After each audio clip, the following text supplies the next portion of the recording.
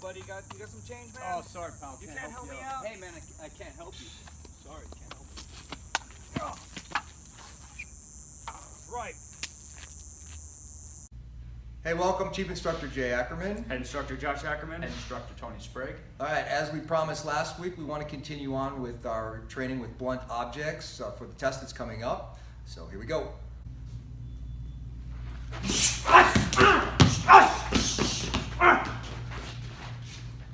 All right, so last week we were talking about the stick when it's swung at 3/4 overhead. We talked about the defense getting in close, making a hard redirect at the wrist. And Tony, make that hard redirect again, because there's a little confusion about this. The defense is a strike. It's a strike to the wrist as you're following through. Because later on in the advanced classes, when we start adding blades to our length of our sticks, now we're talking about axe or machetes. It's real important to move that arm so that the blade does not strike us in the back, neck, or any part of our body. Okay, so today we're going to talk about baseball bat swing or horizontal swing. So Tony, break down what you're doing. So from this position, again, if I can get out, I'm going to get out. There's either two options here. Go in, attack the attack, or I run and get distance.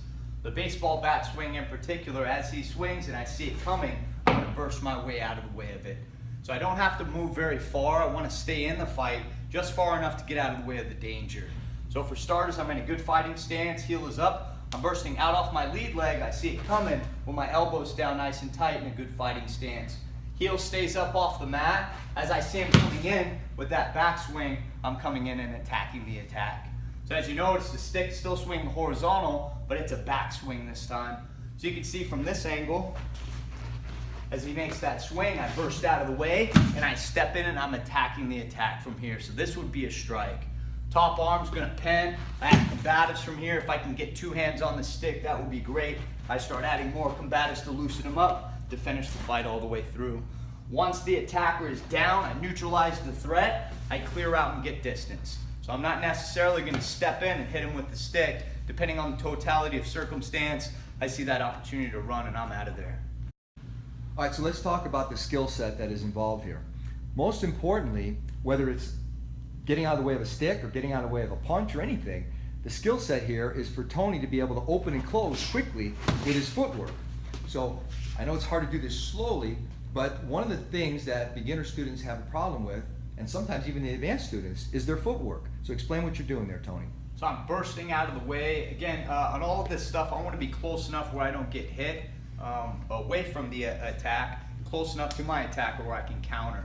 So if I burst too far out, I end up out of the fight without the ability to strike back. So the goal is, again, to neutralize the threat.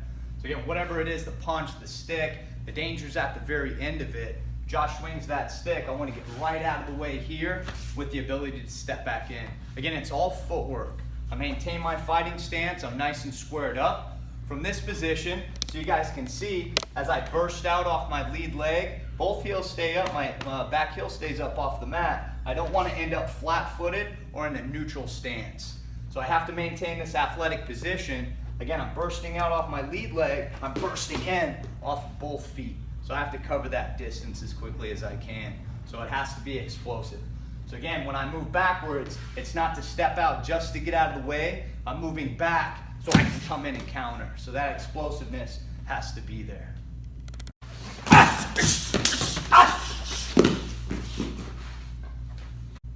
All right, so now in this last scenario, let's say for argument's sake, Tony could not retreat, and the only thing he could do is to go inside and get as close as he could to Josh's wrist and Josh's shoulder to stop the attack. So it's horizontal swing or baseball bat swing on the inside.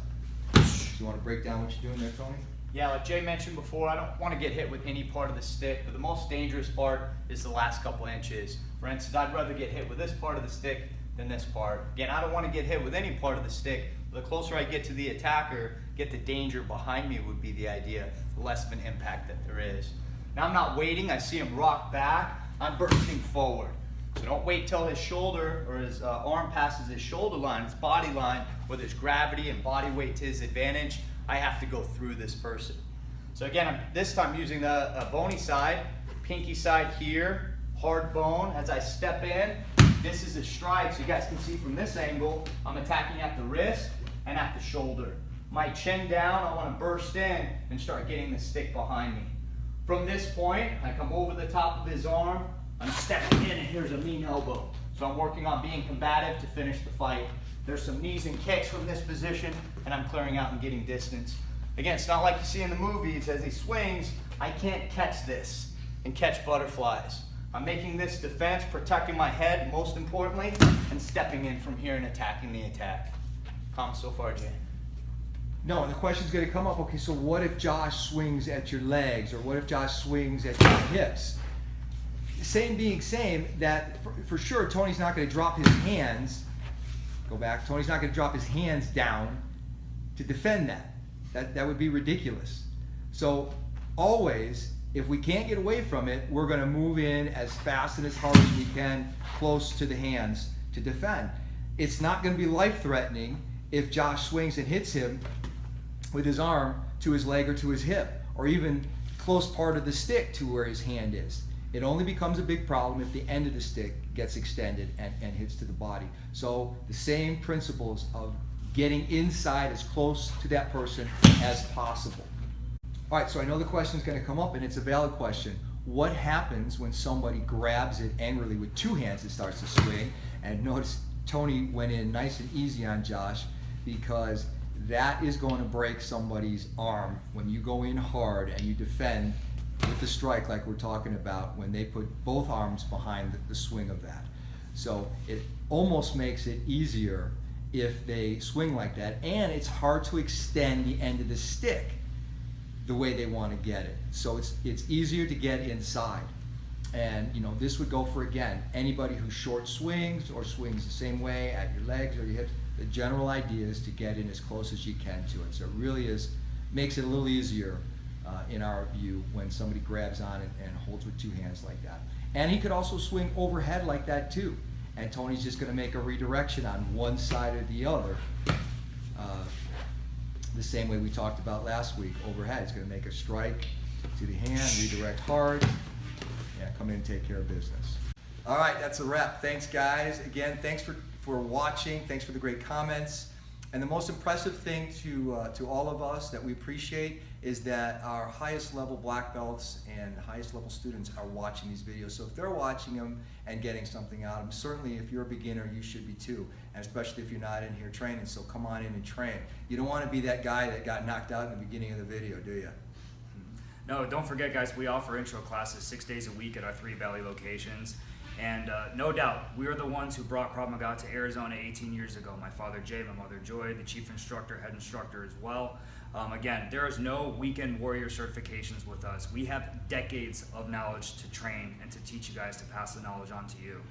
Yeah, and here in the next couple months, we'll be celebrating our 10-year anniversary for Tactical Black altogether, the highest expert level street self-defense on the planet. Again, come in, 3 Valley locations like Josh mentioned. Come see us here in Phoenix, see us in Chandler, in Glendale as well, and also go to the website, check us out at reactdefense.com. All right, great job, guys. Thanks, Jay.